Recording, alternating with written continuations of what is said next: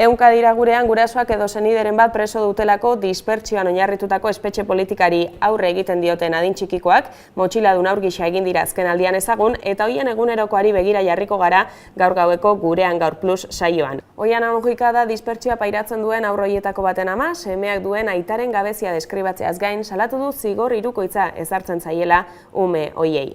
Netzat aurra jaio eta lehenengo bidaia Parisea 15 egun zitula ingenunean, nik aurroi kotxian sartu eta gaina bidaia bat, baina aita ezagutzeko bidaia bat, gaina jakin gabe, epailean baimenik eta ez genu jakin gabe sartu ahal izango zuen, ezagutu ahal izango zuen.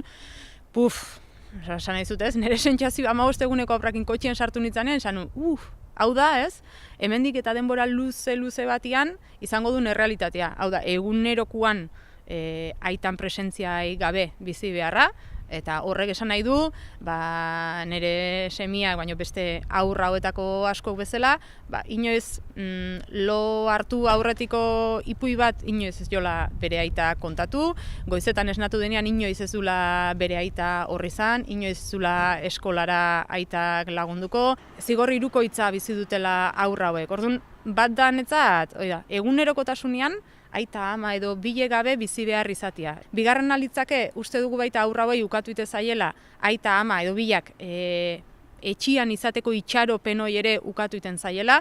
Hain zuzen, guraso hauei aplikatzen zaien salbuespenezko legedi honek ukatzen dulako itxaropen hori. Eta hirugarrena da, beraien gurasoak ikusi ahal izateko inberritu zen 100.000 kilometro horiek, zigor hirukoitza horregatik esaten dugu.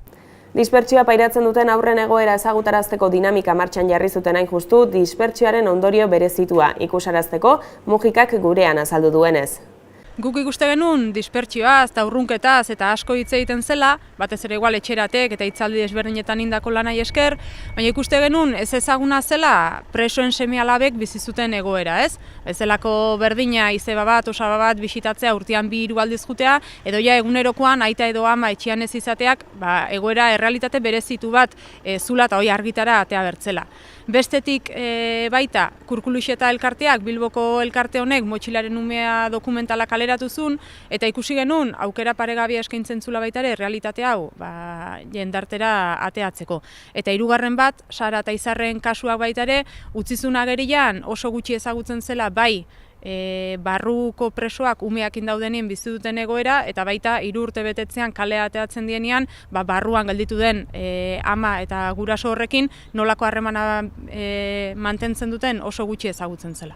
Eta dispertsioak eragiten dien adin txikikoen kasuak aztertuta dosier bat osatu dute, baina baita beste zeinbait euskarri ere, egoeraren berri ahalik eta gehien hedatu ahal izateko.